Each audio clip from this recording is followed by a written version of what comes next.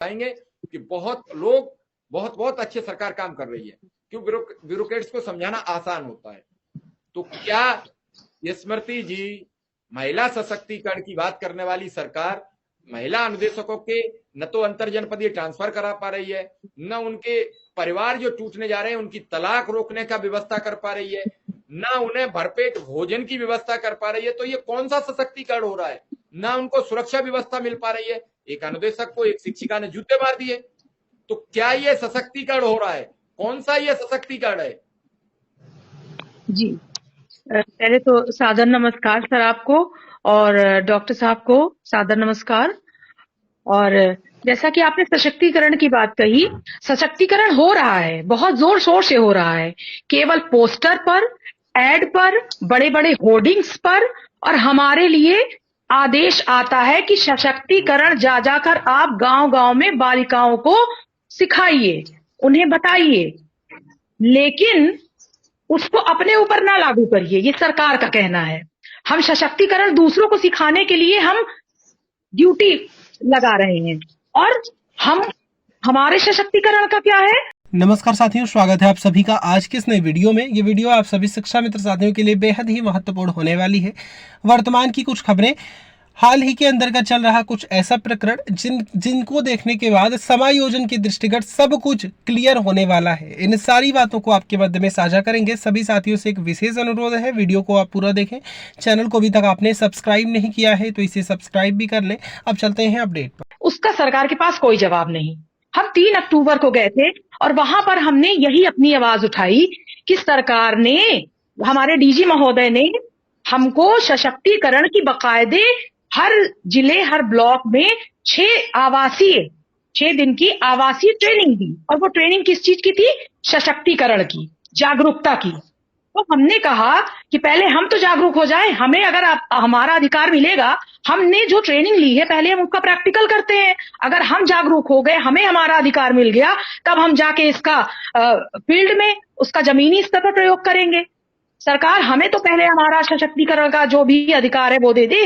लंबे चौड़े अभी 9 दिन बीता, उसमें भी यही था। पहले ही दिन आदेश आ गया कि आपको सशक्तिकरण करना है, बैनर पोस्टर लेकर जाना है और सबको जागरूक करना है।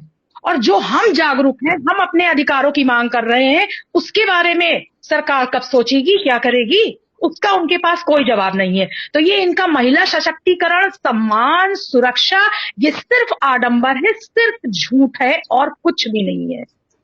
जी बिल्कुल आपने ठीक कहा। मैं सीधा मल्ल साहब के पास जाऊंगा। मल्ल साहब, महिला सशक्तिकरण की बात हो रही थी। प्रदेश में महिला सुरक्षा पर बड़े सवाल उठते रहते हैं, लेकिन भूखे भजन न होए गोपाला, जेलो अपनी कंठी माला। भूखा आदमी तो भजन भी नहीं कर सकता है, लेकिन यह भूखा शिक्षक शिक्षा देता है। समाज कितना आगे बढ़ेगा? आप तो शिक्षा के नजदीक, आप शिक्षा को पड़ोस से देखते हैं, शिक्षा की कमियां जानते हैं, शिक्षा की अच्छाइयां जानते हैं। शिक्षा से ही देश विकास के रास्ते पर जाता है। शिक्षा वो गुण है जो अवगुणी आदमी को भी अग्रणी भूमिका में खड़ा कर देता है। लेकिन उसी शिक्षक को भूखे पेट खड़े होकर पढ़ाना पड़ता है। उसी शिक्षक को भूखे पेट सुबह स्कूल जाना पड़ता है। उसी शिक्षक को दोपहर को भूखे पेट वापस आकर अपने परिवार के साथ फिर गुफ्तगू करनी होती है कि आज सूखी रोटी बना लेते, सब्जी के लिए मेरे पास पैसे नहीं है।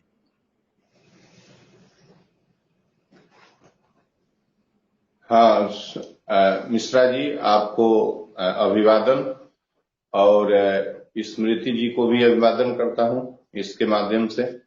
2 बात है मिश्रा जी। एक तो आप ये मान के चलिए कि कल भी मैं बोला था कि इस देश में लोकतंत्र नहीं है। दूसरा, कॉन्स्टिट्यूशन की हिफाजत नहीं है। कॉन्स्टिट्यूशन के अकॉर्डिंगली गवर्नमेंट और इनके नुमाइंदे नहीं चल रहे हैं। 2 फंडामेंटल बात जान लीजिए।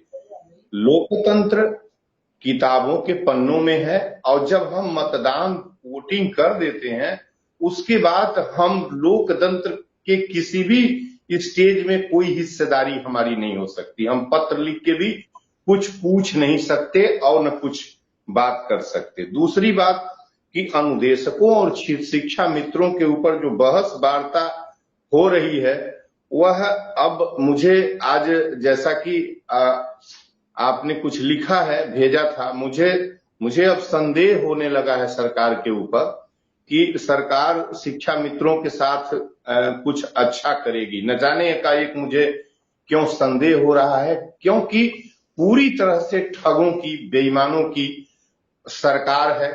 और मैं इसी सरकार की बात नहीं कर रहा हूं, ये मामला आज का ही नहीं है, 10 साल पुराना मामला है। तो अब इनके पास विजन नहीं है और शिक्षा के लिए तो कोई विजन नहीं है सरकार के पास। और एनईपी 2020 की पंक्तियों को पढ़ा जाए, मैं बार बार कहता हूं स्मृति जी को डाउनलोड करके अपने सिरहाने रख के पढ़ना चाहिए। आप ये मान के चलिए कि आपको टूट जाना है, आपको तोड़ना, आपको मत कहने का मतलब कि पूरी प्रणाली को, प्रत्येक पंक्तियों में जुमलेबाजी